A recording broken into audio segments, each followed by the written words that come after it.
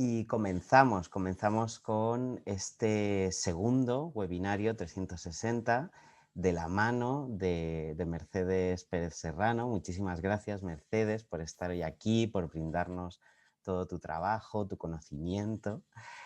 Para quien no conozca a Mercedes, rápidamente la presento. Trabaja en la Universidad Complutense de Madrid, en las áreas pues, de lengua española y de enseñanza de español como lengua extranjera. Pero Mercedes Pérez Serrano tiene una trayectoria muy amplia que no puedo narrar porque me Qué llevaría va. horas, pero ha estado en la Universidad de Nebrija, donde sigue estando en el grupo La L, ha estado en la Universidad de Columbia, ha enseñado en instituciones de España, de Canadá, es doctora por la Universidad de Salamanca, que esto con lo que cuesta el doctorado, pues hay que decirlo y recordarlo. Por lo tanto, bueno, has estado en muchísimas instituciones, cosa que siempre hay que comentarlo porque eso enriquece muchísimo nuestros puntos de vista investigadores y docentes, así que es un gran honor y un gran placer tenerte hoy aquí, Mercedes. Muchas Y gracias. todo el mundo que tenemos aquí presente, pues también lo va a disfrutar muchísimo. Antes de comenzar, Mercedes, permíteme que recuerde que todo el mundo va a recibir, todo el mundo que está presente va a recibir un certificado, va a recibir materiales adicionales como la ya famosa, espero famosa pronto, infografía que nos has preparado también para el final, una muestra de uno de los manuales que tenemos en Edinumen y, por supuesto, la grabación y las diapositivas que tú utilices para que luego la gente pueda, bueno, comparar, ver tranquilamente todos los contenidos. Así que ningún problema, no haya pánico ni nos quebremos las manos tomando notas, porque la No. verdad es que va a ser muy interesante, pero podremos trabajar de manera tranquila, relajada y aprendiendo de ti. Así que nada, Mercedes, lo dicho, muchísimas gracias por estar hoy aquí. No sé si quieres añadir algo más a lo dicho. Nada, muchísimas gracias a ti y a Edinumen por invitarme a estar aquí hoy y por supuesto a todos y a todas los que están participando y van a estar en el taller, que su contribución también va a ser muy importante. Así que gracias, Aaron. Cierto. Solo una cosa, si yo pongo en el chat se me lee porque me pone todos los panelistas, Claro, tienes que poner todos los todos los panelistas y participantes. participantes, Ujú, vale, exacto, para eso que se es. te lea Vale, pues ya está. sin problema. Como sabéis, o quien no lo sepa, pues lo recuerdo, nuestros webinarios 360 tienen la siguiente estructura. Vamos a comenzar con una pequeña introducción que haré sobre el tema del que vamos a tratar hoy, que es el aprendizaje inductivo, que es el tema además que conecta con nuestro programa de desarrollo profesional. Quien no lo conozca, pues lo puede conocer hoy, y quien lo conozca ya y lo haya hecho y esté aquí por eso, pues puede dar un repaso, ¿no?, a todos estos contenidos. Después seguiremos con 60 minutos de Mercedes Pérez Serrano y podréis ir lanzando preguntas en el chat que sin ningún problema yo iré recogiendo, y al final tendremos unos 15 minutos para poder responder a esas preguntas y debatir si hace falta. Esta será la estructura, por lo tanto, Mercedes, si con tu permiso comienzo hablando Pues, de lo que será el aprendizaje inductivo sin desvelar nada, por supuesto. No quiero desvelar nada, pero sí que quiero un poco introducir qué entendemos en el programa de desarrollo profesional y en Edinumen por aprendizaje inductivo. Vamos a introducir un poco esta cuestión. Esto entronca en todos los pilares que estamos trabajando y que tenemos en este plan de formación. Ya estuvimos viendo los recursos multicontextuales y el aprendizaje multicontextual con Cristina Trujillo. Y hoy vamos a hablar del aprendizaje inductivo, pero a lo largo de estas sesiones también seguiremos hablando sobre el uso real, sobre las estrategias, sobre el aprendizaje intercultural y el afectivo emocional. Por lo tanto, intentamos darle una perspectiva activa y diferenciada y de repaso también a estos temas tan interesantes que, bueno, están en nuestras aulas con, sin mascarilla, con, sin distancia y con o sin virtualidad. Esto va a estar aquí en el aprendizaje siempre y eso es importante recordarlo. Claro, muchas personas pueden entender el aprendizaje inductivo confundiéndolo mucho con esa idea de inmersión, ¿no? De estar inmerso en un bosque, un bosque de palabras, un bosque lingüístico, y allí se produce el aprendizaje, ¿no? Entonces esta imagen me encanta porque revela un poco esa idea que tenemos de cómo los niños y las niñas aprenden una lengua, que parece que es que la aprenden como en una inmersión total y también a través del aprendizaje formal y sobre todo del aprendizaje reglado, ¿no? Que están normalmente en escuelas regladas. Y realmente a mí me gusta esta imagen, pero a mí me parece que representa más el aprendizaje inductivo esta otra, ¿no? No porque sea adulto el que la representa, sino porque en el aprendizaje inductivo, además de estar en un contexto propicio, quizá a mí me encantaría estar ahora en este bosque muy relajante, pero la cuestión es que eh, también, además de estar en ese contexto de inmersión o de no inmersión, pero donde todo lo que está a nuestro alrededor es producto o puede ser producto del aprendizaje, tiene que haber una reflexión, ¿no? Y en esa reflexión es donde estamos. Es decir, no se trata de que el aprendizaje deductivo sea más o menos reflexivo, el inductivo más o menos reflexivo, sino que son reflexivos, son maneras diferentes de aproximarnos a esa realidad que es el input, el lenguaje, el aprendizaje. Entonces, bueno, sin desvelar nada más, Mercedes, para que tú nos vayas guiando en todo esto, quería ver esa trazabilidad que hemos dado en el programa de desarrollo profesional. Hemos empezado con Mercedes, otra Mercedes, no Mercedes Pérez, sino Mercedes Álvarez, que habla de la teoría del aprendizaje nociofuncional y nos habla de esa tradición cognitivista, de métodos de corte cognitivista y de, muy interesante, y esto es algo que trabaja mucho Mercedes Álvarez en PDP, pero también en EIDL, es esa historia del aprendizaje de lenguas, concretamente del aprendizaje del español, y cómo a partir de este aprendizaje nociofuncional pues empezamos a querer capacitar al estudiante para lo que llamamos hacer cosas con la lengua, ¿no? La pragmática que estaba ahí interrelacionada con las comunidades de habla. Entonces, en ese momento es donde yo creo partimos con muchísimos cambios desde que se creó o desde que se planteó un aprendizaje nociofuncional, pues ha cambiado el aprendizaje muchísimo y hemos tenido muchas teorías y muchos elementos de aprendizaje diferenciados. Pero hoy, como vamos también un poco a ir al origen, ¿no? A los elementos nucleares de ese aprendizaje, pues conviene también repasarlo.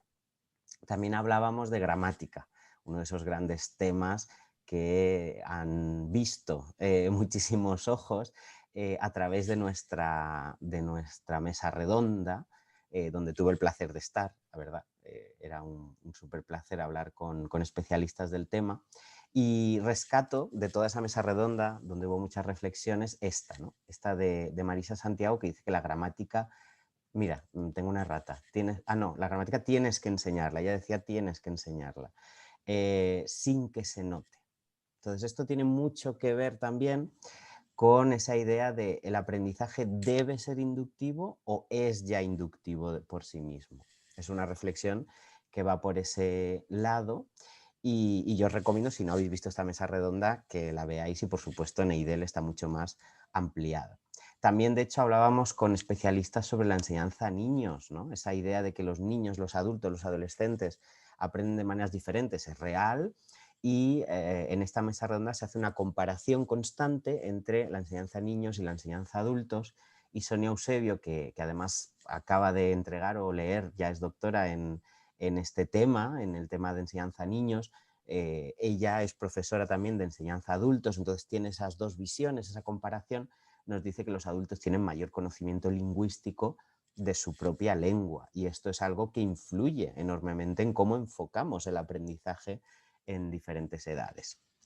Y ya por último nos daba esos conceptos clave para un aprendizaje desde un punto de vista cognitivo, María Méndez, donde habla de muchísimos elementos y muchísimos conceptos, pero rescato estos del procesamiento del input, el intake, el uptake, que yo os invito a que veáis y reveáis porque son muy interesantes, los explica además de una manera muy clara María Méndez, por lo tanto no quiero desvelar ni lo que se va a ver ni lo que se ha visto en este vídeo, pero simplemente un recordatorio de que estos conceptos van a ser clave también para poder comprender lo que vamos a ver hoy. Así que nada, recordaros de nuevo que recibiréis, quienes estéis en directo, el certificado de participación, la grabación del webinario, las diapositivas, la infografía y las muestras digitales de frecuencias, todo esto en vuestro correo electrónico. Con esto, Mercedes, termino mi parte y te agradezco muchísimo de nuevo que estés aquí y cuando quieras compartir, comenzar, yo voy a estar aquí echándole un ojo al chat, a las preguntas, pero ya sabes que tú también puedes verlas. De acuerdo, muchísimas gracias, Aarón, por tu presentación. Bueno, pues saludos a todos y a todas. Muchas gracias por estar aquí hoy. No sé, estamos en diferentes usos horarios, así que buenos días, buenas tardes o buenas noches. Y bueno, pues comenzamos hablando, como ha dicho Aarón, del aprendizaje inductivo. Yo voy a tratar de estar también al tanto del chat, pero es verdad que somos unos cuantos, entonces pues si se me pasa algo, luego al final también habrá un turno de preguntas en el que podremos comentar algunas cosas, ¿de acuerdo? Entonces voy a compartir pantalla. Entiendo que veis mi pantalla. ¿Sí? Vale, genial. Nada, pues el título de este webinario bueno, pues vamos a reflexionar sobre qué es primero el huevo o la gallina, ¿no? Si debe ir primero la sistematización o primero el input, ¿no? Y cómo hacerlo, tratando de implementar pues, un enfoque inductivo para la enseñanza del componente lingüístico en el aula de español lengua extranjera. Trataremos pues, de compartir algunas ideas. Aquí tenemos un breve esquema de lo que va a consistir el webinario. En primer lugar, hablaremos de pues, qué es el razonamiento inductivo, ¿no? Qué pasos sigue el razonamiento inductivo, así en general, no aplicado a la enseñanza de lenguas. Luego hablaremos un poquito del enfoque tradicional. Ha mencionado Aarón que se ha tratado en otras partes del programa formativo, pero aquí haremos alusión a ello respecto del aprendizaje inductivo o deductivo, ¿no? Y luego ya nos encuadraremos, creo, en esos enfoques en los que creo que nos situamos todos o la mayoría de todos y todas nosotros, que son los enfoques orientados a la acción, ¿no? Que son compatibles con, que no quiere decir que en los enfoques orientados a la acción solo se dé la presentación inductiva de la gramática y el léxico, pero que son compatibles con una presentación inductiva del componente lingüístico. Y hablaremos de lo que es el foco en la forma, ¿sí?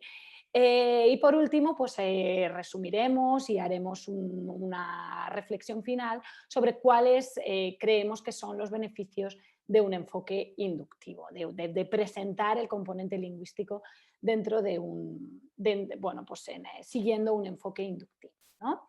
Así que comenzamos, en primer lugar, hablando, bueno, pues me gustaría que pensáramos un poco en cómo se gestó, de forma muy simplificada, ¿no? Pero cómo se gestó, digamos, cómo Newton llegó a formular la ley de la gravedad, ¿no? Newton y su manzana, en qué pasó un poco en su mente cuando Newton, qué llevó a Newton a formular la ley de la gravedad, ¿no? Entonces, para ello os voy a pedir que os metáis en aquí. Vamos a hacer una breve actividad.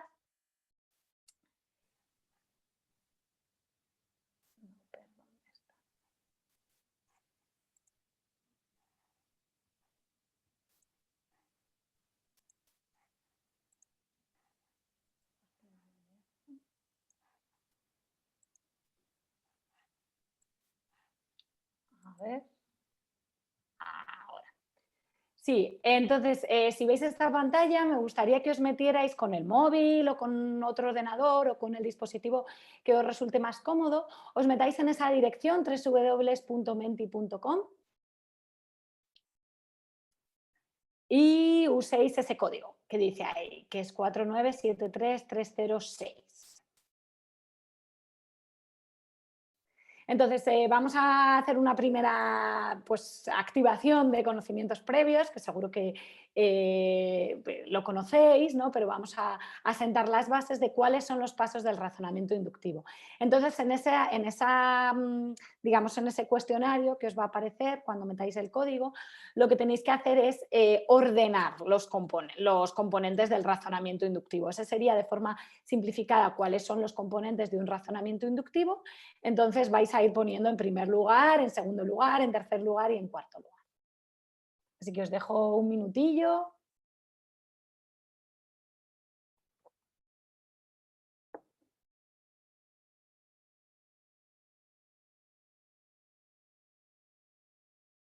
Se van moviendo.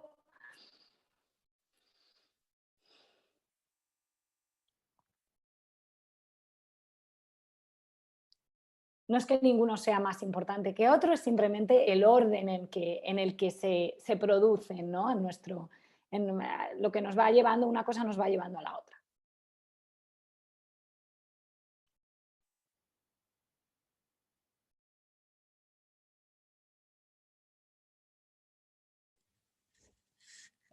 Yo la verdad es que creo que me he equivocado, pero bueno, he hecho muy intuitivo y al final, No pasa nada, ahora lo vemos. pero bueno, yo creo que la mayoría va a acertar. Sí, yo creo que va por buen camino. Va por buen camino. Ujú. ¿Sí? Pues efectivamente, sí, estos serían los pasos, tal y como habéis reflejado muy bien, ¿no? Estos serían los pasos de un razonamiento inductivo, ¿no? En primer lugar, observamos un fenómeno. Bueno, voy a compartir, porque lo voy a aplicar a la situación con la que estábamos trabajando. Aquí. Vamos a volver a Newton, sí, efectivamente esos son los pasos que vosotros habéis identificado como primero, segundo, tercero y cuarto, ¿no? El orden en el que ocurren. En primer lugar, observamos un fenómeno, una realidad, ¿no? Y así es como se dan las leyes de la física, ¿no? Pues anda, se me ha caído una manzana, ¿no? Yo de repente focalizo de toda mi realidad, me pasa algo y focalizo en un fenómeno, digamos que pongo mi atención en un fenómeno determinado, en el hecho de que se me ha caído una manzana, ¿no? Encima, y entonces dependiendo del daño o no daño que me haya hecho, puedo seguir razonando, ¿no? Y entonces parece que el razonamiento siguió en este caso, ¿no? Y digo, investigación, me pregunto el por qué, ¿no? Ahora yo me pregunto, ¿por qué? ¿Por qué se me cae esta manzana? ¿No? Una vez he focalizado mi atención en esto, trato de buscar una explicación a este fenómeno, ¿no? Y me pregunto el por qué. Esa sería la fase de investigación, de indagación. Voy indagando, ¿no? Y entonces, una vez que he ido indagando otros casos, otras situaciones similares, trato de formular una regla o una hipótesis explicativa, ¿no? Dicho de forma muy simplificada, pues Newton debió pensar algo así como debe ser porque la Tierra es una gran masa que ejerce atracción sobre los objetos, ¿no? Esa sería la hipótesis explicativa, la explicación. Y por último, una vez tengo una suerte de explicación tentativa o de hipótesis, la compruebo. Serían los pasos en realidad del método científico, ¿no? Entonces voy a dejar caer otras cosas para ver si también son atraídas por la Tierra. Y si ocurre en todos los casos, entonces vuelvo a mi regla y mi regla es válida. Si no ocurre, vuelvo a mi regla, reformulo, refuto, etcétera, etcétera, ¿no? Entonces, estos serían efectivamente 1, 2, 3 y 4 los pasos del razonamiento inductivo. En realidad, estos pasos o esto llevado al ámbito de la educación, este método científico o, digamos el razonamiento inductivo, no es ajeno a la educación ni es nuevo, ¿no? Nos resulta nuevo, nos resulta muy, muy familiar sobre todo en lo que se llama, a mí no me gusta mucho la distinción tajante entre ciencias y letras porque creo que no hace mucho bien, pero en lo que tradicionalmente se han llamado las ciencias o las ciencias experimentales, parece que hay muchísima más tradición educativa de llevar a cabo un razonamiento inductivo, un método científico, ¿no? Sobre todo en edades tempranas y en el contexto educativo, ¿no? Entonces, pues en esto hoy en día, bueno, pues en pedagogías innovadoras, se llama aprendizaje experiencial, es decir, con tus manos, learning by doing, ¿no? Compruébalo tú mismo, hazlo tú mismo, o hands-on learning, ¿no? Con las manos en la masa. Entonces tú mismo eres el que puedes ir tratando de explicar fenómenos que ocurren en la realidad, tratando de formular leyes, reglas, hipótesis explicativas y luego irlas comprobando, ¿no? Y de esta manera se produce el aprendizaje, ¿sí? Todo ello obviamente guiado por el profesor, guiado por los datos, por el entorno, etcétera, etcétera, ¿no? Como nos mostraba Aaron en la presentación, ese entorno natural, ¿no? Pues fijarnos en ese entorno natural para ir tratando de explicar los fenómenos que nos rodean, ¿no? Como digo, esto es muy frecuente pues a cocinar se aprende cocinando, a la ciencia se aprende haciendo ciencia, etcétera, etcétera, etcétera. Obviamente en niveles más avanzados ya sí la gramática, por ejemplo, se hace gramática siguiendo los pasos del razonamiento inductivo, pero quizá creo que no está tan implantado en otras ramas del conocimiento como sí lo está en las ciencias experimentales, ¿no? Entonces ya una vez hemos contextualizado qué es el razonamiento inductivo, muy ligado efectivamente al método científico, vamos a centrarnos en el aprendizaje de lenguas extranjeras, que es un poco pues, lo que nos une aquí a todos, ¿no? Entonces, vamos a fijarnos en un enfoque tradicional. Cuando digo tradicional, pues me refiero a un enfoque basado en la gramática y la traducción o un enfoque estructuralista, ¿no? En el enfoque tradicional se sigue, digamos, esta secuencia, ¿sí? Ya lo sabéis, ¿no? Es el llamado PPP, presentación, práctica y producción, ¿no? Entonces, por decirlo de forma muy, muy resumida, pues en este enfoque PPP o esta, digamos, sí, esta secuenciación PPP, un profesor o una profesora llegaría al aula y diría, pues hoy vamos a aprender un nuevo contenido gramatical, el imperativo, ¿no? Y entonces el imperativo se daría una explicación de qué es el imperativo, cómo se forma el imperativo, pues se quita la S a la segunda persona, los usos que tiene para dar permiso, para dar órdenes, etcétera, etcétera. Ahora se comprueba si se entiende y se hacen ejercicios para practicar, para poner en práctica esa regla, ¿no? Tanto la morfología como los usos, ¿sí? Y por último, pues se puede hacer una producción más libre o más guiada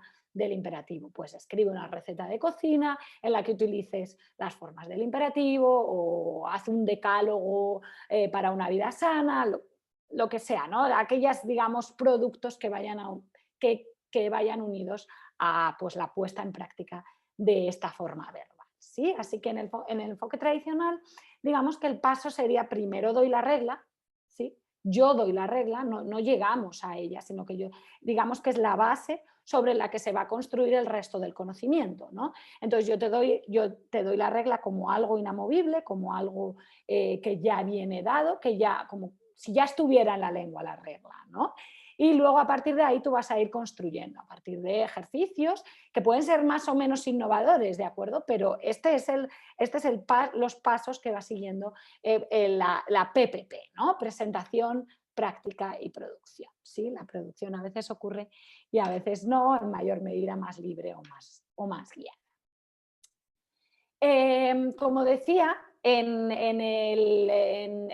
digamos, en los enfoques en los que imagino que la mayoría de nosotros nos encuadramos, pues es un enfoque orientado a la acción, ¿no? Este término, esta denominación de enfoque orientado a la acción es algo más general que el enfoque, es digamos una noción más general que el enfoque por tareas. Incluso más general que el enfoque comunicativo, ¿no? Es la denominación por la que opta el Marco Común Europeo y el enfoque orientado a la acción, digamos que concibe al alumno como un agente social.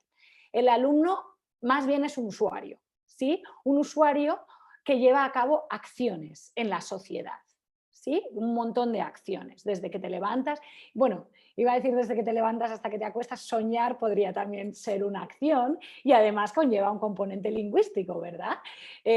Cuando hay esta creencia, no sé si totalmente fundada, que cuando sueñas en una lengua extranjera es que ya eres muy competente, ¿no? Pero en cualquier caso, sueñas en una lengua, ¿sí? Entonces, nada, las 24 horas del día llevamos a cabo acciones, ¿no? Como agentes sociales que somos, ¿sí? Esas acciones que pueden ir desde pintar un cuadro hasta aparcar el coche, hasta comprar la carne en el mercado, comprenden en mayor medida actividades comunicativas de la lengua, ¿sí? Por ejemplo, aparcar el coche, pues estoy pensando que quizá no comprendería en gran medida actividades comunicativas de la lengua, aunque quizás si aparcas en zona verde, en zona azul, ya tendrías que tener una mínima comprensión lectora, comprensión... O sea que hasta la que más pensemos que no, en general conllevan actividades comunicativas de la lengua, ya sea más receptivas, más productivas, de comprensión lectora, de interacción, etcétera, etcétera. O, por ejemplo, dar una presentación académica, defender un trabajo académico, pues es puramente productivo, etcétera, etcétera, ¿no? Desde eso hasta aparcar el coche, ¿no? Que comprende menos actividad comunicativa, ¿sí? Entonces, para llevar a cabo esas acciones que comprenden actividades comunicativas, necesitamos obviamente desarrollar la competencia comunicativa, ¿sí? Como sabemos, la competencia comunicativa está comprendida por distintos subcomponentes, ¿sí? No solo lo puramente lingüístico.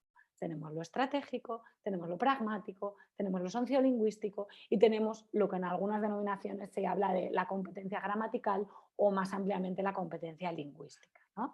Entonces, dentro de esa competencia comunicativa que abarca otras subcompetencias, tenemos la subcompetencia léxica y la subcompetencia gramatical. Así que en este enfoque orientado a la acción, dentro de este paradigma, el desarrollo de las subcompetencias léxica y gramatical iría encaminado, en último lugar, a llevar a cabo las acciones que llevamos a cabo en la sociedad. ¿Sí? Entonces, este sería un poco cómo concebimos en el aprendizaje orientado a la acción el desarrollo de las subcompetencias léxica y gramatical, ¿no? Así que en este sentido, el diseño de mis prácticas pedagógicas, el diseño del currículo, tiene sentido que sea hacia atrás, ¿sí? Es lo que en inglés se ha llamado el backward design, ¿no? Entonces, el backward design, que dice, pues que nos fijemos en qué queremos conseguir, qué acciones queremos que nuestros aprendientes lleven a cabo. La determinación de esto, obviamente, conllevaría otro tipo de reflexiones que no vamos a cubrir aquí, ¿no? Pues si yo voy a determinar cómo determino qué tipo de acciones van a llevar a cabo mis aprendientes, ¿no?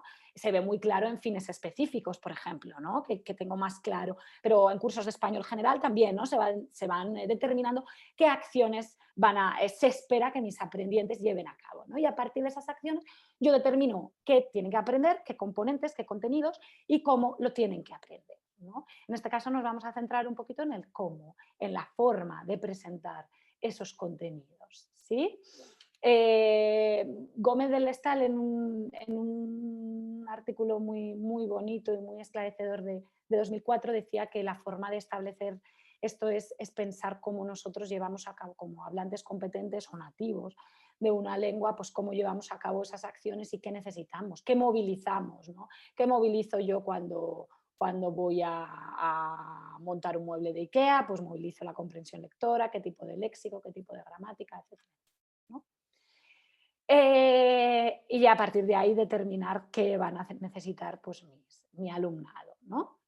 Entonces, como digo, esas acciones, tareas o resultados, o como lo queramos llamar, porque parece que el término tareas va muy unido al enfoque por tareas, entonces quizá lo llamamos acciones o resultados, que pues, pueden ser muy variados. Obviamente en clase de lenguas pues vamos a tratar introduciremos aquellos que conllevan componente lingüístico, ¿no?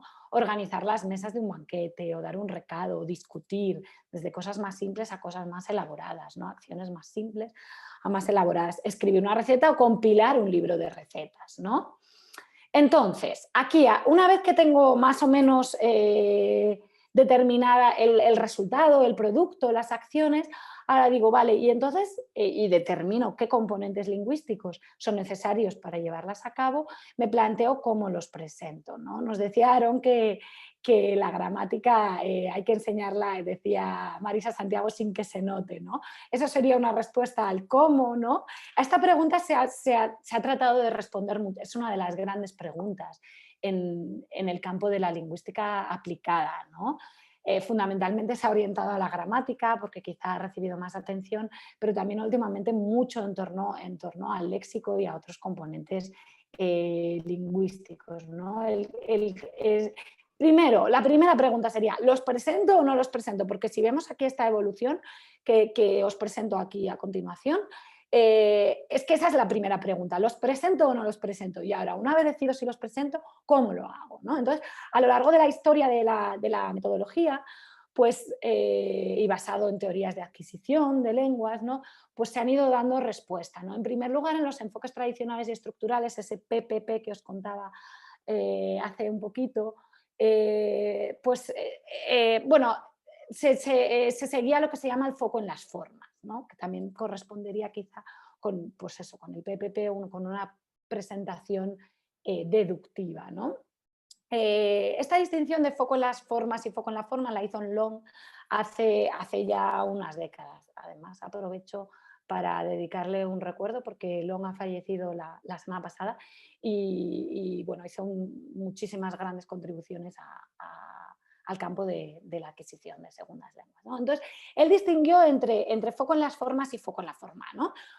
Parece un poco confusa la terminología, pero creo que se ve bien, ¿no? Entonces, el foco en las formas es la enseñanza de estructuras lingüísticas per se, ¿no? Es decir, lecciones separadas. Pues esta lección es la del imperativo, pues esta lección es la del subjuntivo en las oraciones sustantivas, o lo que sea, el contenido que quiera enseñar, ¿no? Entonces, la secuenciación viene determinada por los programadores y está determinada por, digamos, por las unidades lingüísticas que yo quiero enseñar, ¿sí?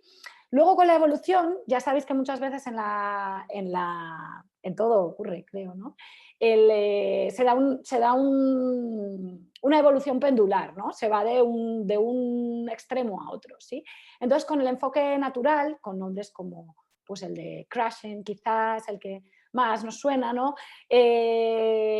Se pasó a, no, es que el foco tiene que ser solo en el significado, ¿no? Entonces yo lo que tengo que hacer es exponer a mucho input comprensible, tratar de que lo entiendan, el input más uno, un puntito más difícil del nivel por el que está, y con eso se va a producir aprendizaje, ¿vale? ¿Qué ocurre? Que en la evolución de la enseñanza comunicativa de la lengua, ¿vale? Bueno, pues se va viendo que si no hacemos ningún tipo de atención al componente lingüístico, no se produce un aprendizaje eficaz, ¿no? Entonces surge lo que se llama el foco en la forma. ¿Y qué es el foco en la forma? Pues es una especie de combinación de lo anterior, ¿no?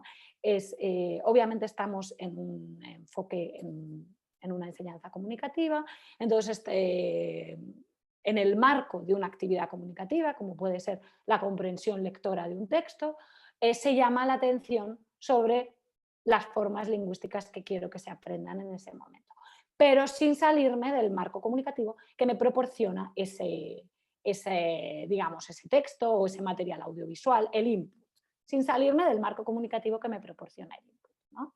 Ahora vamos a ver cómo se puede hacer ese foco en la forma, ¿no? Pero el foco, digamos, la atención última, siempre está en la comunicación, ¿sí? Entonces, os pregunto así rápidamente en el chat, ¿cómo creéis que se concibe al alumno hacia el final, en el foco en la forma? Digamos, en la corriente de focus on form, que se llama en inglés, ¿no? ¿Se le concibe como un aprendiente o como un usuario? No sé si yo leo el chat. Sí, tiene que estar por ahí arriba. Nos dicen usuario, también usuario de una herramienta de comunicación. Eso es, ¿no? Eso es, efectivamente. Más que un aprendiente, que luego utilizamos esa terminología, ¿de acuerdo? Pero más que un aprendiente se concibe al alumno como una persona que va a usar la lengua, como un usuario o una Ujú, usuaria, ¿no? Y la lengua, efectivamente, no se concibe en sí mismo como un objeto de estudio, que es como sí que se concibe en la primera parte, enfoco en las formas. En los enfoques tradicionales y estructurales, la lengua es un objeto de estudio, algo que hay que estudiar, ¿no? Sino más bien como una herramienta de comunicación, ¿vale? Que obviamente vamos a analizar y vamos a ver cómo funciona, pero siempre con el fin último de llevar a cabo las acciones, ¿no? Entonces, esto sería un poco cómo se ve en imágenes, ¿no? En un enfoque inductivo, en el que el foco está en las formas, digamos, el profesor, digamos, es el que proporciona el saber, proporciona la regla y a partir de ahí los alumnos o alumnas la aplican, ¿no? En el focus on form una presentación inductiva, ¿no? Digamos que los datos es lo que me proporciona el material necesario para que yo formule la regla, ¿sí? Eh,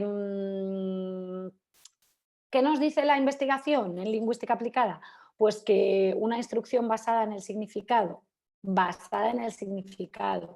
lo cual quiere decir que yo estoy leyendo un texto y un texto no es mero portador de imperativos o no es mero portador de unidades léxicas relacionadas con la comida y ya está. No, no, un texto, es una unidad de significado y como tal yo lo voy a leer. Es decir, mi foco va a estar en el significado. Pero en ese marco, digamos que hago un paréntesis, ¿no? Hago un paréntesis para focalizar en elementos lingüísticos que quiero que se aprendan de forma explícita. Y la investigación efectivamente nos dice que es que la basada en el significado, que incluye atención a la lengua, es más eficaz que, es más eficaz que el foco en las formas o que el foco solo en el significado. Es decir, es más eficaz que una instrucción basada exclusivamente bien en el significado, es decir, solo la actividad comunicativa o solo el ejercicio de huecos. Es decir, una combinación de los dos, ¿no? Y entonces pues sirvan un poco esas imágenes. Obviamente, cuando hablamos de enfoque inductivo, no estamos diciendo, o sea, estamos focalizando en una parte de la secuencia. No estamos diciendo que los alumnos tengan que estar así, porque efectivamente eso no es una imagen que muestre interacción y la lengua, un componente fundamental del aprendizaje de lenguas es la interacción. Yo aquí estamos focalizando en una parte de ese proceso de aprendizaje que es la atención al componente lingüístico. Y en la atención al componente lingüístico, en el descubrimiento o en el desentrañamiento de lo que son las reglas, en la sistematización, ¿quién nos proporciona la fuente de datos para esa sistematización?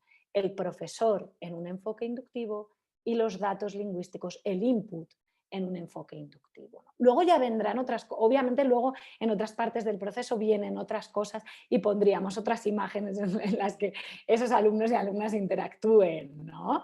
Pero en esta parte del proceso esa sería, digamos, la foto, ¿no? Vale, bueno, pues vamos a tratar de recopilar un poquito lo que hemos dicho. Algunas cosas las hemos dicho explícitamente y otras cosas las vais a deducir por lo que se ha dicho, ¿verdad? Entonces tenéis ahí una serie de afirmaciones, ¿de acuerdo? Y en esas afirmaciones, que os las voy a poner también en la herramienta de cuestionarios con la que hemos estado anteriormente, tenéis que decirme si consideráis que son que pertenecen a una presentación deductiva o inductiva, ¿vale? Entonces, en cada afirmación vais a leer la afirmación y vais a tener que puntuar inductivo 0 o deductivo 1. Por ejemplo, si leéis más centrado en el profesor, vais a tener que puntuar para inductivo cuánto es y para deductivo cuánto es. Entonces, más centrado en el profesor, pues quizá decís, inductivo, sí es inductivo, 1. Deductivo, no es deductivo, 0. Y así con todas, ¿de acuerdo? Entonces, vamos otra vez a menti.com.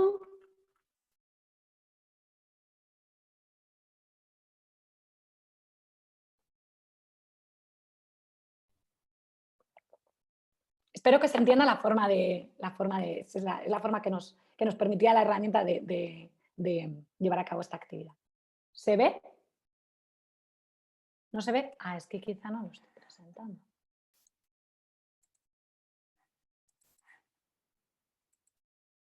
Sí, sí que se ve, Mercedes. Mira, Ah, me vale, aparece genial. así. Vale, genial. Gracias, Aarón. Vale, pues ya está. Ahí estamos. Veamos. Son 12, son unas pocas. Dejo unos minutillos. Mm.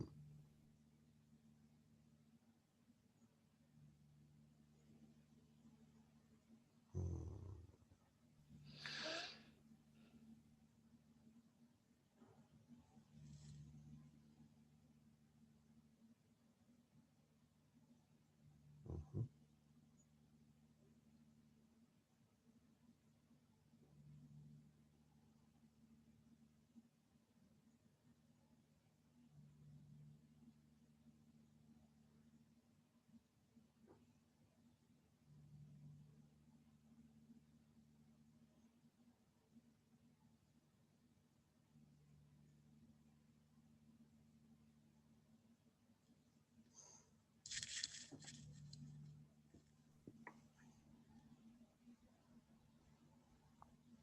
Una buena herramienta para evaluar si hemos atendido.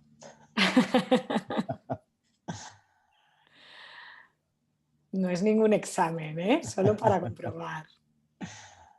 Sí.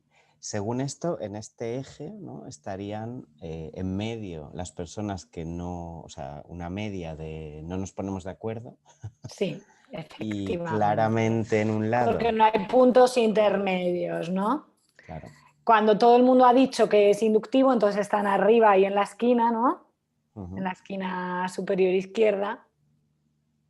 sí, y claramente deductivos en El 12 está ahí peleando. el 12. Sí, sí, pero se ve hacia dónde tira. Sí, se ve genial, la verdad. Sí, sí, sí. Hacia dónde van tendiendo. Sí, sí, sí.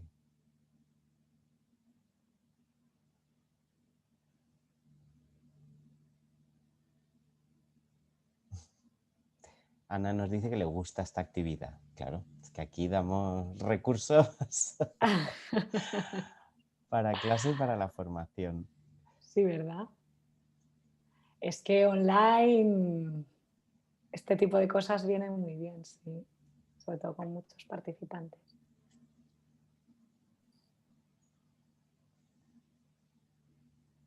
Ya se van juntando.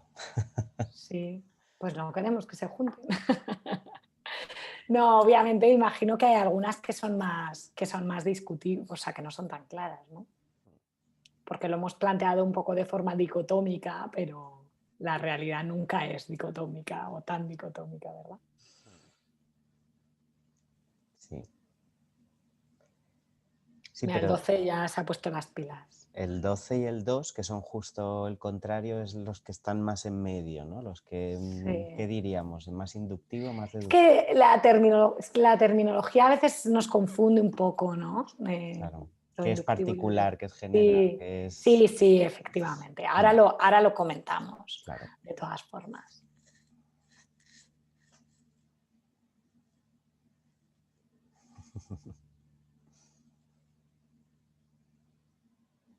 Y eso que se mueven así como que tiemblan, es que está respondiendo a la gente. Sí, sí, sí. Están temblorosos. Pero se ve muy bien cómo de manera anónima podemos hacer que participe la Sí, gente sin que sienta que, bueno, la presión o que claro, va a ser juzgado, exacto, efectivamente. Sí. totalmente. Bueno, pues yo creo que cuando nos vayamos acercando a 40, eh, lo vamos comprobando. Es una muestra representativa, sí. Sí, Hay mucha más gente, pero imagino que pues entre unas cosas y otras, entre que entramos en Menti y todo sí. esto se hace más complicado. Pero sí. Bueno, han quedado perfectas, 6 y 6. Ahí bien compactitas. Sí, sí, sí. Ya. Además es que se emparejan, ahora lo vemos, ¿vale? Obviamente una es la contraria de la otra. Desde el móvil no se ve, dice alguien, no lo sé.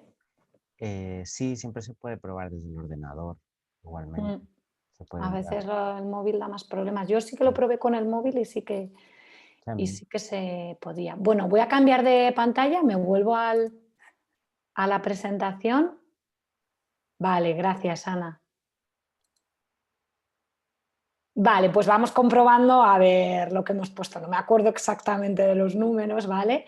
Pero imagino que lo habréis hecho muy bien.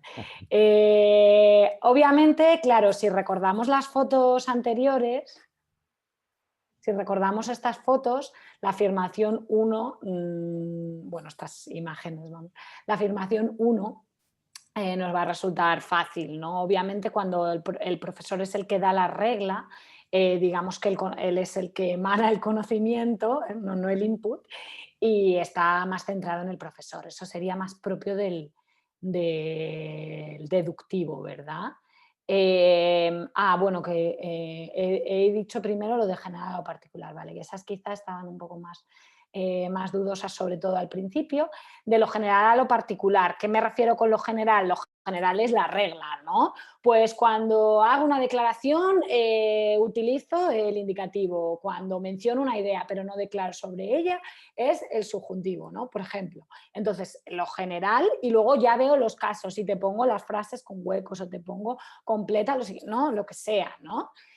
Como digo, pueden ser actividades innovadoras, no tienen por qué ser puramente estructuralistas, eso no tiene que ver con deductivo o inductivo, ¿vale? Va de lo general a lo particular y lo inductivo iría de lo particular del caso. Yo te pongo unos casos, unos ejemplos, input, te lo realzo y te digo, fíjate en esto, fíjate en esto, fíjate en esto. Y ahora fórmulame una regla. Y eso sería lo general. ¿Qué crees que ocurre en todos los casos? ¿Hay algo generalizable aquí? Entonces sería de lo particular a lo general, lo inductivo, ¿no? Lo deductivo, la sistematización va primero, ¿no? Primero te doy la regla y luego la practicamos. En el inductivo, aquí haciendo alusión al título del webinario, ¿no? La exposición al input va primero en el enfoque inductivo, ¿no? Lo primero es que tú te expones al input y a partir de ahí reflexionamos sobre lo que sea, ¿no? El aprendizaje inductivo se ha llamado mucho en la bibliografía también aprendizaje por descubrimiento o discovery guided learning o bueno, pues guiado por descubrimiento, ¿no? Porque es el aprendiente o el usuario el que va a descubrir la regla, ¿vale? Sin embargo, en el deductivo el aprendizaje está guiado por una regla que te han dado previamente, ¿no? El deductivo, ya hemos dicho, está más centrado en el profesor, que es el que da la regla, y el inductivo está más centrado en el aprendiente, que es el que formula la regla a partir de los datos, ¿no?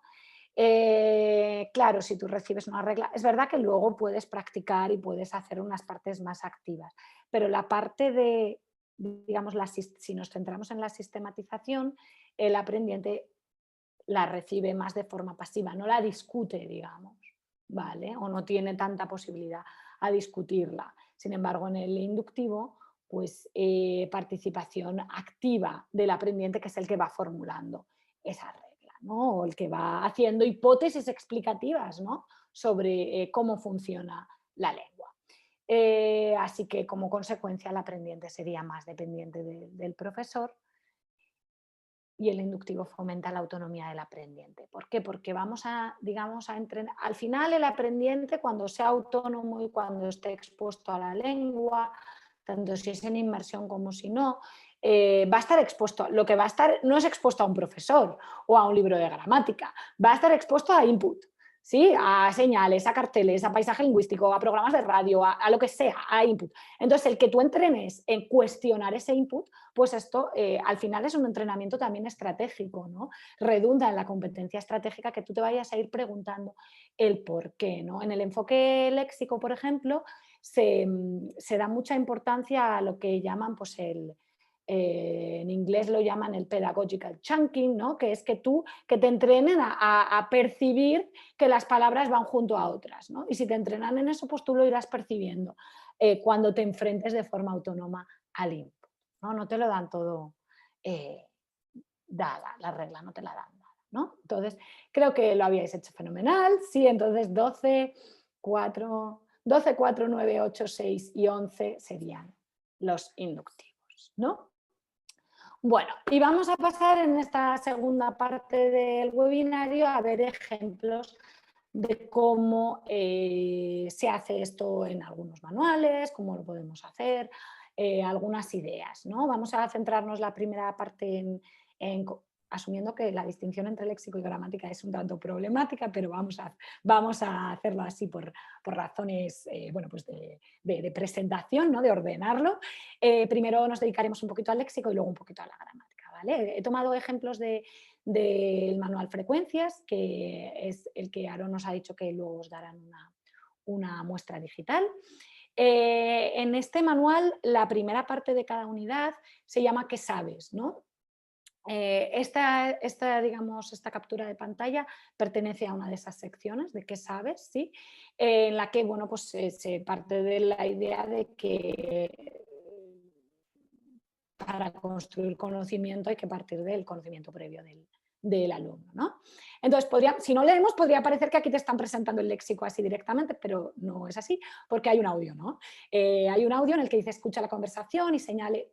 Entonces, yo escucho la conversación, me fijo en ella, desentraño el significado, la abordo como un producto comunicativo que es y a partir de ahí focalizo en estos ítems léxicos, ¿vale? En este caso, el realce del input, como es auditivo, se produce de esta manera. Yo extraigo elementos que aparecen en el input y te los pongo con sus imágenes y su digamos, la forma escrita, ¿no? Después voy a atender al significado de esos elementos léxicos, pero ya voy focalizando más en ellos, ¿no? ¿Qué ha comprado? ¿Qué tiene que comprar? Pero esto es atención al significado del texto, ¿sí? Y luego hago una suerte de sistematización focalizando obviamente en un aspecto del léxico. En este caso, mi objetivo es enseñar o que aprendan las unidades de medida, los paquetes, etcétera, etcétera. Entonces ahí voy a tratar de sistematizar pues pasta, un paquete de pasta, un paquete de azúcar, una botella de agua, etcétera, etcétera. Es decir, a partir del input, foco en el significado, lo realzo, luego atención al significado y luego lo sistematizo. ¿De acuerdo? Esto en una mínima, breve, muy breve secuencia, ¿vale? En la que se trabaja el léxico relativo a la alimentación, ¿sí? Vamos a ver otro ejemplo. En este caso, también tomado de frecuencias, se nos está presentando la ciudad de Bilbao, ¿sí? El producto, digamos, la actividad comunicativa sería leer, interactuar con una guía del ocio, una guía de viaje, ¿sí? Nos va poniendo distintos musts, ¿no? O lugares a los que no te puedes perder de Bilbao, ¿no? Nos habla pues de la playa de Arrietara, del Museo Guggenheim, etcétera, etcétera, ¿vale? Entonces, en primer lugar, es una actividad comunicativa de la lengua, comprensión lectora. Yo tengo que interactuar con ese texto, haciendo las actividades que se me planteen sobre él, ¿de acuerdo? Ahora, también en el subconsciente, según yo voy leyendo e interactuando con ese texto, vemos que hay unas unidades léxicas que están realzadas, ¿vale? Que van a ser el objeto, digamos, el objeto de aprendizaje. Tenemos hacer surf, pasear por la playa, jugar al voleibol, ver una exposición, hacer fotos, escuchar un concierto, etcétera, etcétera, etcétera. Hacer una visita guiada, practicar deportes, etcétera, etcétera. Entonces yo ya según voy haciendo esa actividad comunicativa, ya he podido ir captando mi atención sobre el texto, ha ido captando mi atención también sobre determinadas formas léxicas, ¿vale? Esto de realzar las formas en el input es una práctica pedagógica que se ha investigado sobre si produce aprendizaje o no y efectivamente se ha demostrado que produce cierto aprendizaje, quizá no un conocimiento pleno de las unidades léxicas, pero sí, pues por ejemplo, para una primera toma de contacto, ¿no? Que creo que es como lo plantea el manual. Y además la cosa es que el retorno, o sea, para el esfuerzo que supone, el retorno es bueno, ¿no? O sea, quiero decir que no invertimos mucho tiempo en esto, simplemente es realzarlo, ¿no? obviamente luego habrá que hacer más cosas, ¿sí? ¿Cómo podemos realzar las formas en el input? Hay varias técnicas, ¿vale? Se puede hacer por realce tipográfico, que es como hemos visto aquí, que es negritas, mayúsculas, otro color, subrayado, lo que queramos, cualquier tipo de realce tipográfico, ¿vale? Anegación del input, que supone llenar el input con formas determinadas, ¿no? El aprendizaje léxico está muy ligado a la frecuencia. Entonces, si tú te encuentras con una palabra o con una colocación o con una expresión varias veces en un texto, en un espacio corto de tiempo, se supone que hay más probabilidades de que la aprendas, ¿vale? Claro, esto hay que hacerlo de una forma, bueno, no se puede hacer siempre y hay que hacerlo de una forma, bueno, si queremos mantener una naturalidad del texto no se puede, digamos, abusar, ¿no?, de esto, ¿sí? La utilización de glosas, con sinónimos, traducciones, etcétera, etcétera, es decir, una llamadita del texto, pero sigo en el marco del texto, ¿verdad? No me he ido del texto. O preguntas dirigidas, preguntas de lengua del profesor, ¿no?, o de que plantee la actividad. Siempre cuando leemos un texto, pues los profesores preguntamos, ¿no? Pues qué palabras no entendéis, tal. Pues ampliar nuestro espectro de preguntas, quizá, ¿no? Pues quizás sí que entienden la palabra hacer, pero nunca la han visto con hacer una visita y en su lengua no se dice igual. Entonces, ¿qué verbo va con visita? Hacer una visita, pues hacer una visita. Es decir, guiar las preguntas para que se fijen en los datos, en el input, ¿vale? Entonces, esas serían las formas de realzar el input. Y ahora vamos a la sistematización, ¿no? Cuando hablamos de sistematización, estamos muy acostumbrados a hablar de gramática, ¿vale? Pero el léxico también se puede sistematizar, ¿vale? De hecho, creo que debemos tratar de sistematizar el léxico porque se aprende mucho mejor. O sea, fijaos en estas dos secuencias, ¿vale? Os las pongo unos segundos.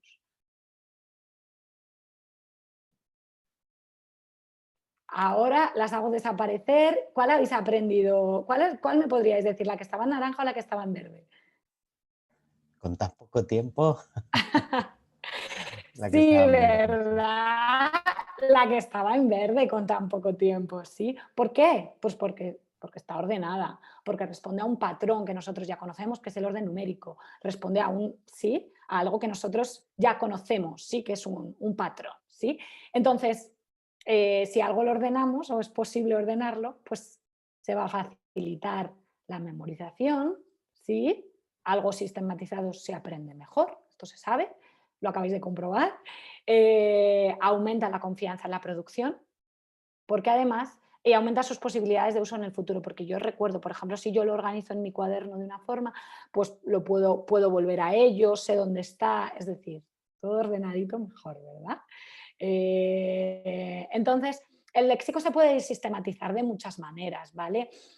Por ejemplo, en el manual que os ponía, en la actividad que os ponía, esta de Bilbao, de la guía guía turística, pues, por ejemplo, propone una clasificación semántica de todas esas colocaciones o secuencias. Actividades culturales, deporte, comida y bebida, actividades al aire libre. Bueno, pues es una forma muy válida de clasificar esas, de ponerles un orden al fin y al cabo, ¿no? Trabajar un poquito más sobre ellas, volverlas a escribir, es decir, un aprendizaje pues más explícito, ¿no? Eso es una sistematización posible. Otras sistematizaciones posibles que también aparecen en el manual, pues por cómo se combinan, es decir, atendiendo a su dimensión horizontal o sintagmática. Por ejemplo,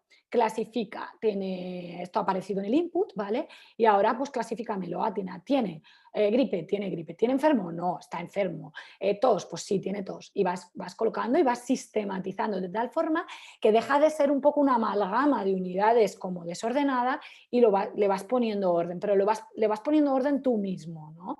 De acuerdo a un criterio y de acuerdo a unas guías y el profesor te va guiando, pero tú eres el que le vas poniendo orden, ¿sí? Si quizá yo te diera esta sistematización, pues no redundaría tanto en el aprendizaje, ¿no?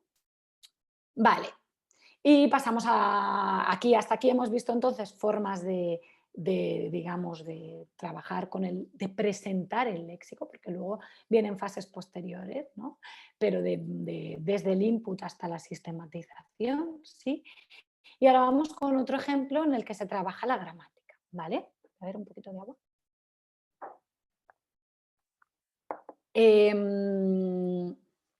Entonces, esta secuencia está tomada de un manual, en este caso, no dirigido directamente a alumnos, sino dirigido a profesores, ¿sí? Un manual elaborado por Reyes Llopis y otros autores, que se titula ¿Qué gramática enseñar? ¿Qué gramática aprender? ¿Vale? Que es muy, muy esclarecedor, ¿no? Y en este caso nos presenta una secuencia inductiva para presentar el modo subjuntivo, el primer acercamiento al contraste de dos operadores que son el indicativo y el subjuntivo, ¿vale? Entonces, en primer lugar, lo mismo, ¿sí? Actividad comunicativa de la lengua, comprensión lectora, interactúo con un texto. Pero igual que en el léxico, hay unos ítems realzados, también con negrita, ¿de acuerdo? Entonces yo a la vez que ya voy interactuando con el texto, ya me voy fijando en que hay algo ahí, voy captando algo, ¿vale? Porque me están pidiendo, digamos, que lo capte, ¿sí? Y entonces luego, en segundo lugar, pues voy a atención a la forma, ¿vale? En primer lugar, atención a la forma, en este caso, primero sin significado, solo digamos la forma morfológica, ha pitado, haya pitado, etcétera, etcétera, ¿no? Entonces voy contrastando, ¿sí? Eh, distinción morfológica de los dos operadores, ¿sí? Ahora añado el significado, ¿sí? De los dos operadores, ¿sí? Entonces pido al estudiante que comprenda qué significa apitado, qué significa entienden, qué significa refleja, qué significa faltado, a través de una simple actividad de verdadero o falso. Es decir, no se trata de que los alumnos se conviertan en gramáticos capaces de describir minuciosamente la lengua, ¿de acuerdo? Porque para eso ya están los gramáticos. Sino que sepan captar qué diferencias significativas hay, en este caso, por ejemplo, entre dos operadores, ¿no? Como son el indicativo y el subjuntivo, a través de actividades muy guiadas, muy pautadas, ¿sí? Pero que van entrenando al aprendiz en fijarse en ciertas cosas, ¿no? Porque si no puede pasar desapercibido. Fijaos que en muchos verbos en español es solo una vocal. Canto, cante, ¿no? Bueno, pues es que hay que entrenar a que esa diferencia es enorme en realidad, ¿no? Eh, a ver, entonces aquí me voy iniciando digamos, esa captación de la diferencia, ¿sí? A través de un procesamiento del input, ¿no? Extraigo partes del input y veo qué significa, ¿no? Ha declarado, no ha declarado, ha declarado, no ha declarado. Obviamente focalizando en el significado diferencial entre los dos. Y aquí ya sí pido al aprendiz, ya cuando he seguido todos los pasos, que formule una regla, ¿sí? La formulación de las reglas explicativas, lo mismo, repito, no son gramáticos, no tienen por qué saber formular, pero puede ser rellenando huecos, o puede ser uniendo, o puede ser, pero que ellos, o sea, que se sienta que tienen algo que ellos realmente lo han interpretado así, ¿no? Que todo lleva a que se interprete así, ¿sí? Entonces se formula o se pide al alumno que formule una regla explicativa, pero muy, muy, muy guiado, ¿vale? Pues, ¿lleva indicativo o subjuntivo? Son declaraciones. Declaro, tal. ¿Esto es indicativo o subjuntivo? En este caso solo tienen que responder a esta pregunta, pero tienen algo que decir en la formulación de esa regla. No es algo que yo les dé desde el principio, sino que además se lo doy al final, cuando ya han visto y han comprendido los ejemplos, ¿no? Y por último, en este caso sí se incluye porque se presenta la secuencia completa y compacta, ¿no? Una producción de lo que se llama pues, el output estructurado, ¿no? En este caso, pues quiero que lo que hemos llamado una práctica antes, ¿no? Una práctica muy guiada de los operadores que yo he presentado con anterioridad. ¿Es falso qué? Pues esto no es una declaración, entonces iría con subjuntivo, cómo lo aplico, etcétera, etcétera. Output, pero muy, muy, muy estructurado, ¿sí? Para más adelante hacer producciones más libres, ¿sí? Bueno, pues para terminar, eh, quería cerrar con digamos, una recopilación de cuáles serían los beneficios de una presentación inductiva, ¿de acuerdo?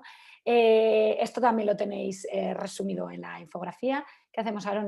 ¿Hacemos una lluvia? ¿Nos da tiempo? Sí, sí, nos da tiempo. ¿Sí? Vale, pues si queréis por el chat podemos hacer una breve lluvia de ideas de cuál, así con palabras clave, cuál creéis que podrían ser, o cuál, de acuerdo con vuestra opinión o con vuestra experiencia, qué creéis que puede aportar la presentación inductiva de los contenidos lingüísticos. Muy esquemático y con palabras claves, ¿sí? Ujú. A ver, autonomía de los estudiantes. Autonomía, palabra clave. Motivación también muy clave. Consolidación de los conocimientos y, También, efectivamente. y Mayor memorización a control. largo plazo. Ujú. Ajá. Más Mayor experiencial y permanente. atención a la forma y al significado, voluntad de aprendizaje. El alumno es protagonista. Se esfuerza en formular una regla, ¿no? Y me gusta lo de activar el conocimiento del mundo, que todo el Sí. mundo trae y no vienen vacíos de conocimiento.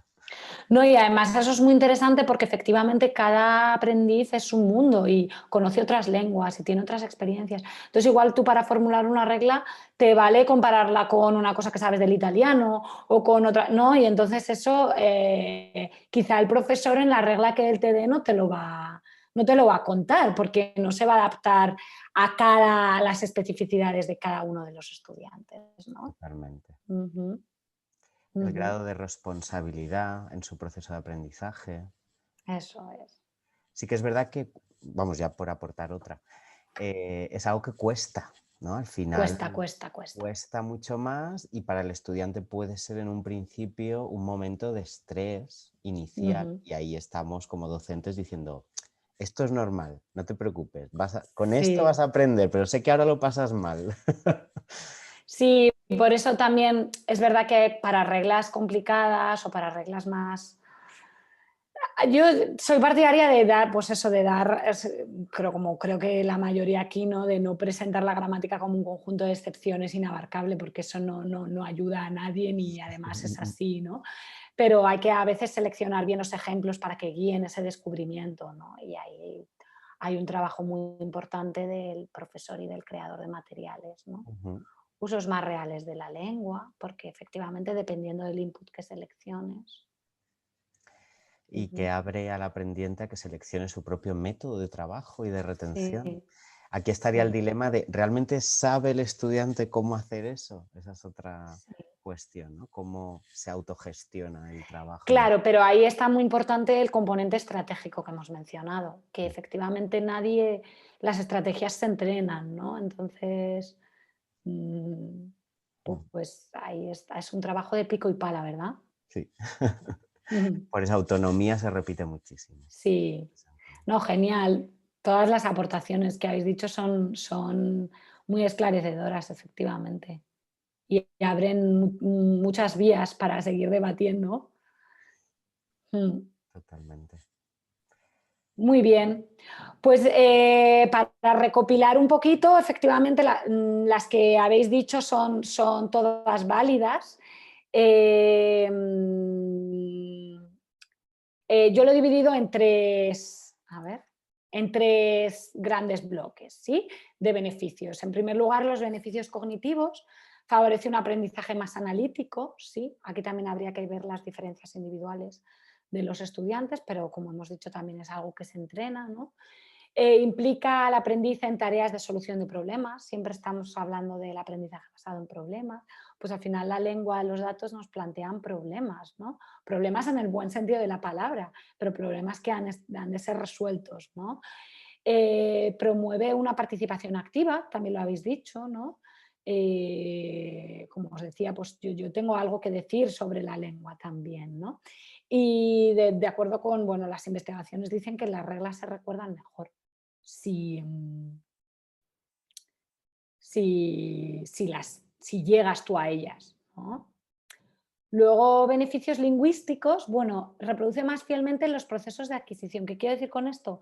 pues yo ahora que estoy muy expuesta a cómo aprenden los niños pequeños la lengua, porque lo vivo en casa, los niños, obviamente tú no les das las reglas, los niños aprenden por exposición al input y ellos lo hacen constantemente, ellos intentan reproducir lo que opera es la analogía, intentan, ¿no? Y es así como se adquiere una lengua realmente.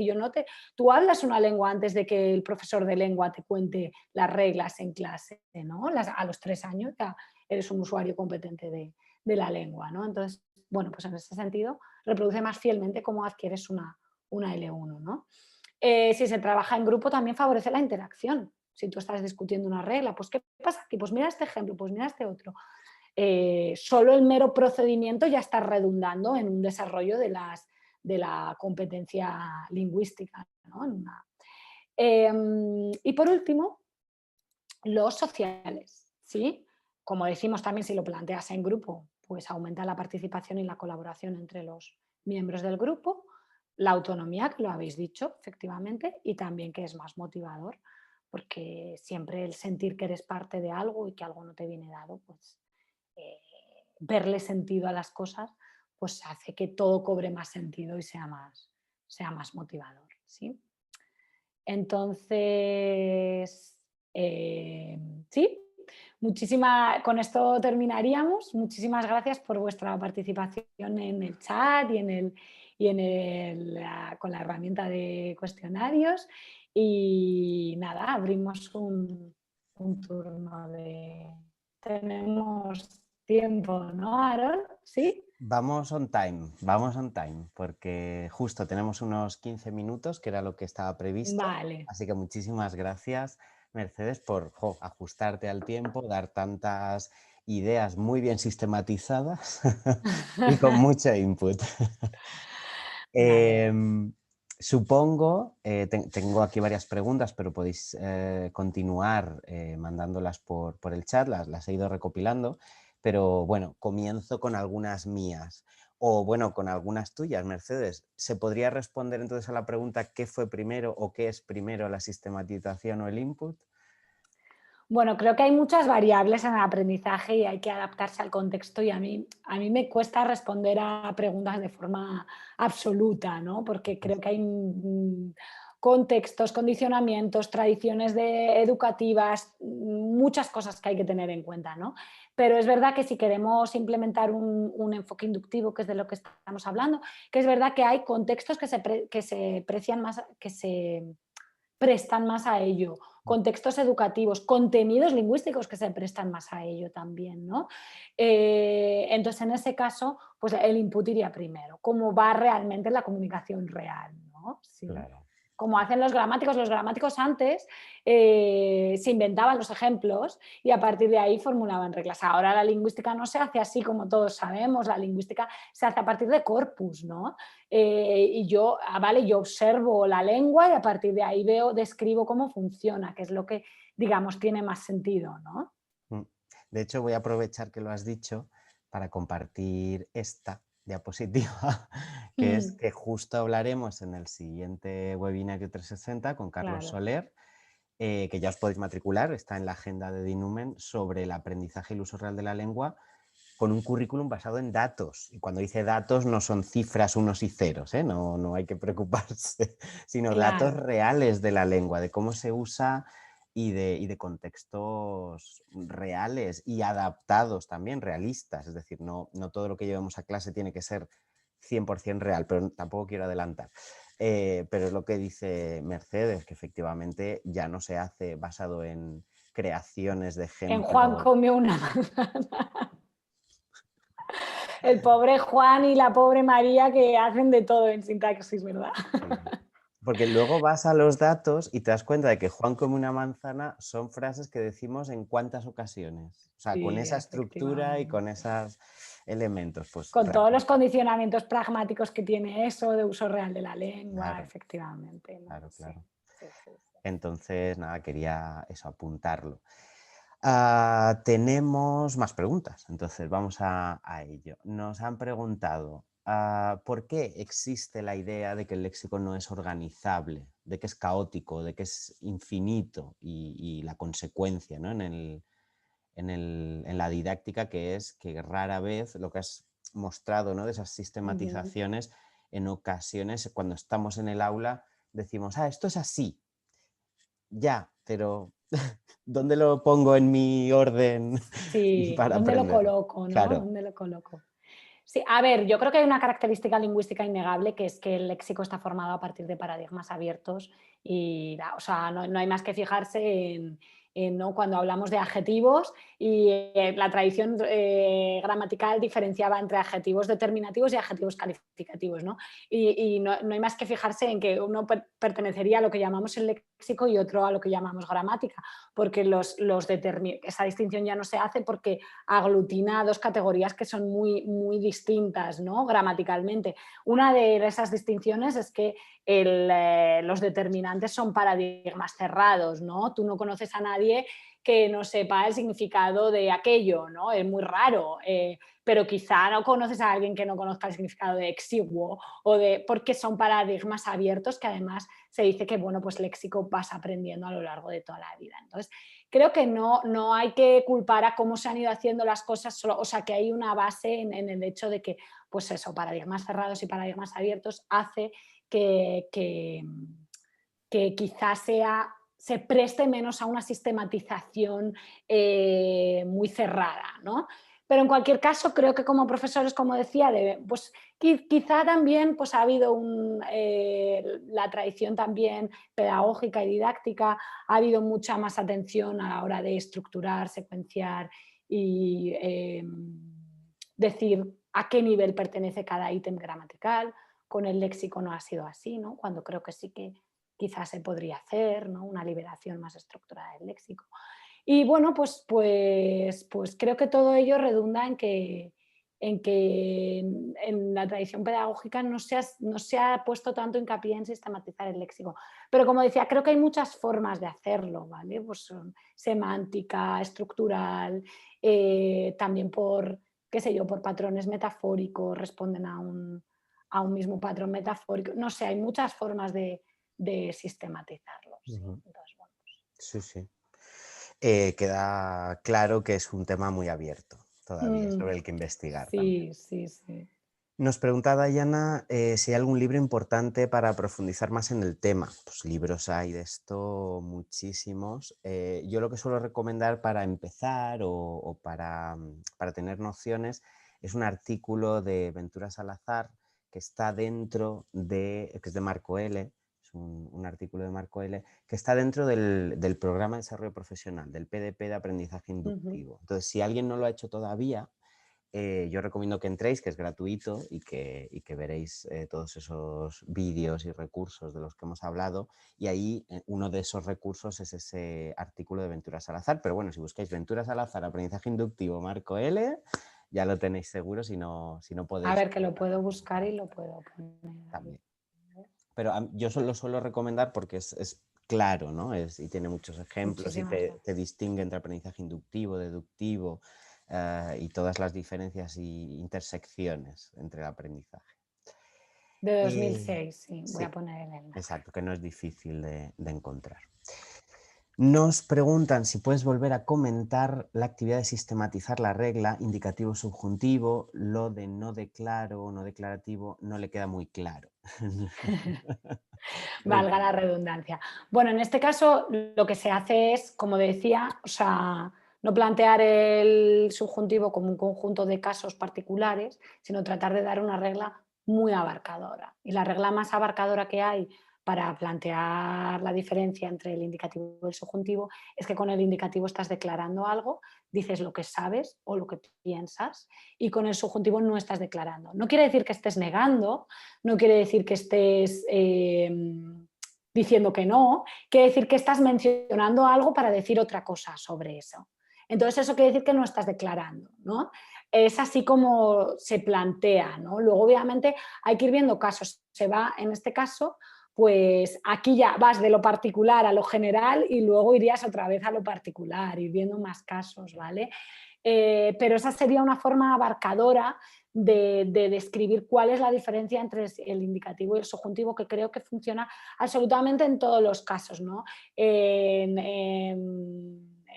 las subordinadas relativas. Estás declarando la existencia de algo o no declaras la existencia de algo. En las concesivas, en todas, ¿no? Entonces es así como lo plantea. Pero obviamente indicativo subjuntivo nos daría para debatir mucho. Pero esa es la forma que tiene un profesor de simplificar algo que conceptualmente es muy complejo, ¿no? Que podríamos decir, ¿cómo puedo hacer yo una presentación inductiva de esto? Si hay 1000 casos, y efectivamente, si tú lees la gramática, ves, hay 1000 casos. Bueno, pero vamos a partir de algo que es común a todos los casos, que es esa no declaración, ese que no declaras como subjuntivo. Ujú. Sí, sobre esto, este libro, concretamente el que decías de qué gramática enseñar, qué gramática Mm, aprender, ahonda mucho en esa idea y da sí, muchas claves para ello. Es un libro de didáctica, como decías, mm. no es para estudiantes, pero nos da ideas como docentes para luego aplicar al aula. Yo lo tengo de cabecera Sí, desde es mis buenísimo. inicios. Sí, sí, es buenísimo, es buenísimo, es muy esclarecedor. También, yo es que también tengo muchísimas preguntas, soy súper preguntón siempre. Y Está a muy bien. raíz de la cuestión que hablabas sobre la interacción, la importancia de la interacción, que quizá no hemos ahondado tanto en ello, como decía, sino más en la presentación. En la parte de la interacción lo decías también como una ventaja del aprendizaje inductivo, que era una parte también, a pesar de que nos hemos centrado, ya digo, en la presentación. Pero muchas personas se pueden preguntar, o se lo preguntan, de hecho, me lo han preguntado, ¿qué ocurre si tenemos interacciones entre estudiantes del mismo nivel y pensamos que esa interacción puede ser no de tanta calidad, quizás como una interacción con alguien de más nivel o alguien que tenga una competencia comunicativa muy alta? Yo no sé si esto tiene que ver con esa idea de que los estudiantes en realidad son usuarios de la lengua desde el momento que empiezan a aprenderla y da Ujú. igual qué nivel tengan, son ya usuarios, le están usando a un nivel de competencia comunicativa más baja. Pero ¿tú ves en algún momento que esa interacción, aunque sea en un nivel A1, un nivel A2, pueda ser beneficiosa, aunque el input que están recibiendo de uno y otro estudiante no sea de lo que llamaríamos calidad? Por supuesto, por supuesto. Vamos, eso es la esencia yo creo, del learning by doing, ¿no? O sea, a interactuar se aprende interactuando. Eh, Quizá lo ideal para uno es siempre tener uno un puntito de un nivel, un puntito por encima, ¿no? Igual que ocurre, no sé, cuando haces deporte, ¿no? Cuando juegas al tenis te gusta jugar con alguien que juega un poquito mejor que tú, pero creo que la interacción y poner en práctica la interacción siempre redunda en aprendizaje. Luego ahí como profesor creo que tienes que proporcionar otras fuentes de input, claro.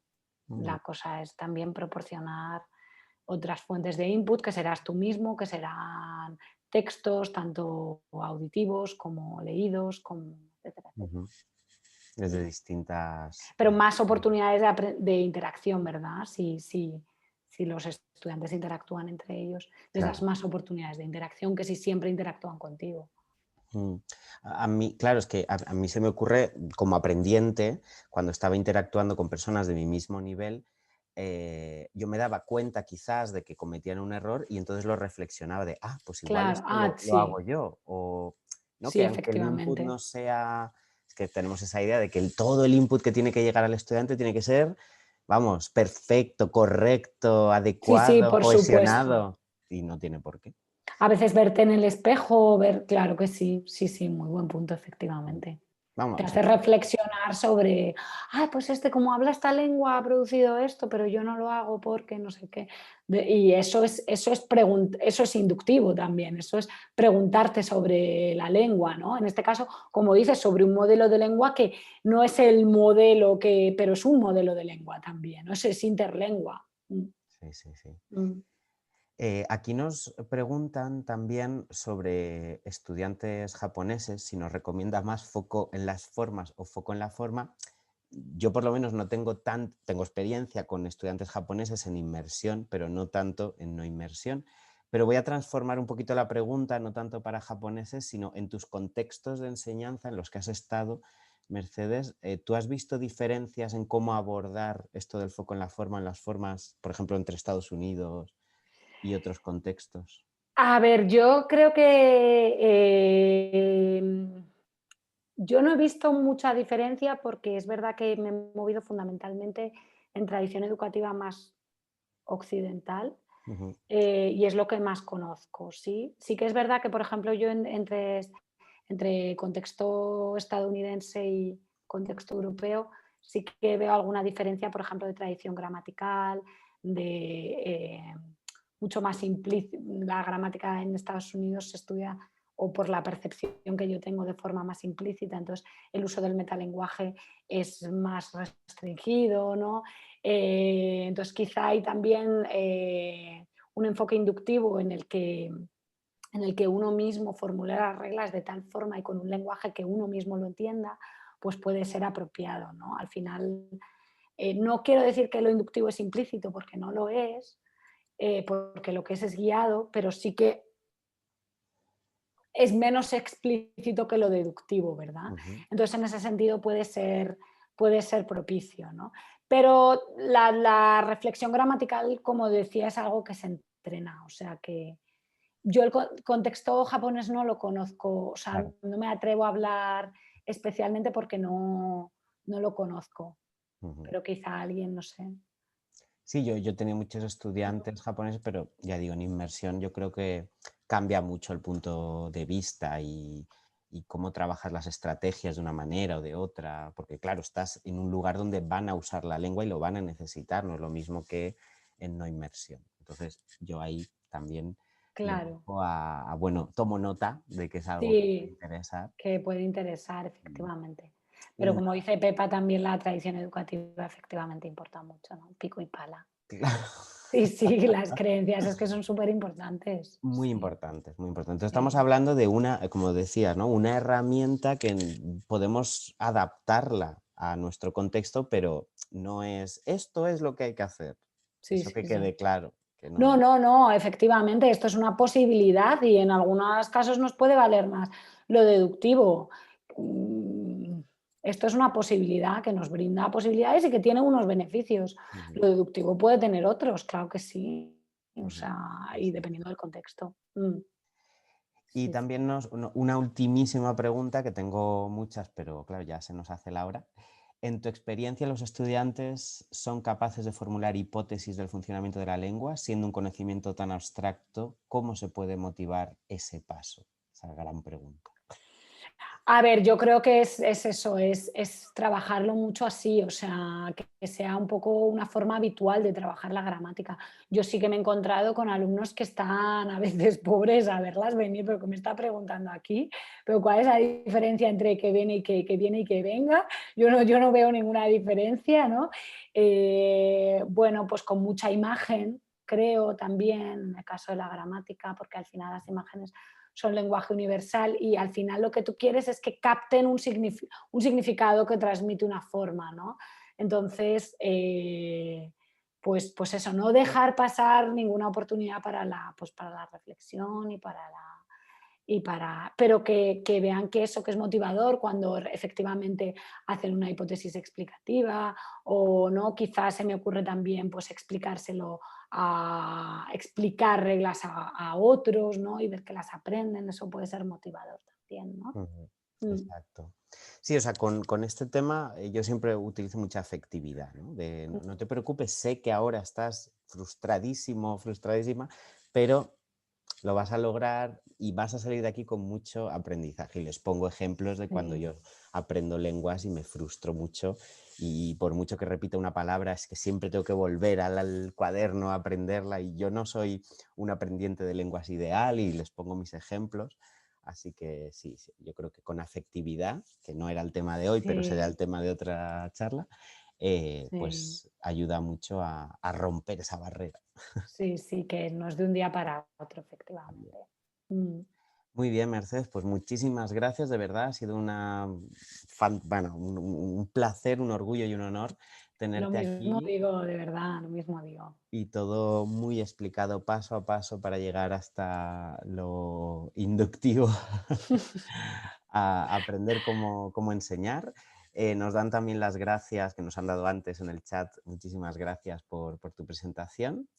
Y ya Gracias digo, a ti. para todo el mundo que se haya incorporado un poquito más tarde, recordad que enviaremos todo esto que hay por aquí por correo en unos días, no desesperemos, llegará con grabación, certificado, diapositivas, infografía, muy chula, ya veréis que ha quedado muy, muy bien. Y podemos, yo siempre lo digo, colgarla en algún sitio para recordar todo este webinario, y una muestra digital de frecuencias que habéis visto que va trabajando todo esto de procesos inductivos, de sistematización Y y mucho en el léxico que no es tan frecuente. sí, sí, hemos visto, ¿no?, las colocaciones de Mm. Bilbao.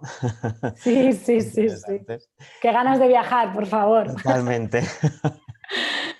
Y también nos vemos en unos días, en mes y medio. Nos vemos aquí con Carlos Soler hablando de cómo utilizar los corpus, que también lo hace frecuencias, así que veremos más ejemplos.